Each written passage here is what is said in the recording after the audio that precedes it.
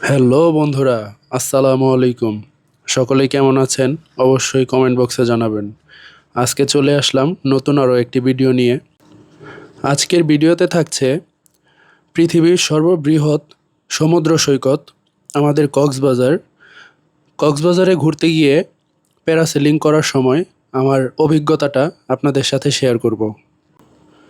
Parasailing শুরু করার প্রথম সময় একটু নার্ভাস ছিলাম, কিন্তু যখনই উপরে উঠে গেলাম তখনই খুব ভালো লাগলো এবং উপর থেকে সমুদ্র এবং পাশে থাকা পাহাড়গুলোকে দেখতে খুবই চমৎকার লাগছিল।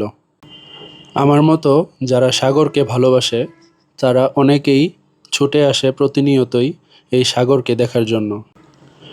একটা স্পিড বোট থেকে এটাকে কন্ট্রোল করা হয় এবং আমি যখন সাগরের বুকে উড়ে বেড়াচ্ছিলাম তখন আমার মনে হচ্ছিল যে একটা পাখির মতো যেন আমি উড়ে যাচ্ছি।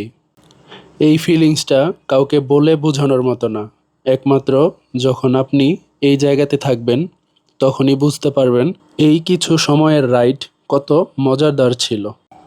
এখন আমি সাগর থেকে প্রায় 700 ফুট উপরে অবস্থান করছি এবং সাগরের তীরে থাকা অবস্থায় সাগরটাকে যেমন অশান্ত মনে হয়, কিন্তু সাগরের উপর থেকে সাগরটাকে ততটাই শান্ত মনে হচ্ছে।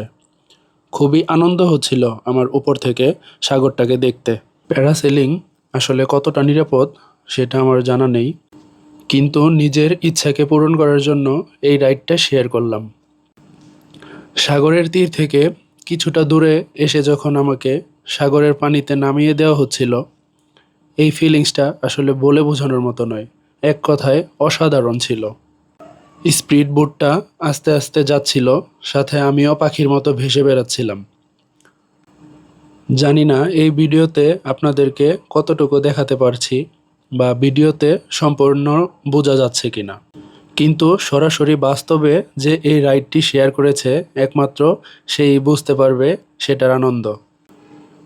শুরুর দিকে আমি নার্ভাস ফিল করলেও রাইডের শেষ প্রান্তে এসে মনে হলো যে অভিজ্ঞতাটা আসলেই অসাধারণ। প্রিয় বন্ধুরা, আমার পুরো ভিডিওটা দেখার জন্য আপনাদের সবাইকে অসংখ্য ধন্যবাদ এবং আমার ভিডিওটি যদি আপনাদের কাছে ভালো লাগে তাহলে অবশ্যই লাইক, কমেন্ট, শেয়ার করতে ভুলবেন না।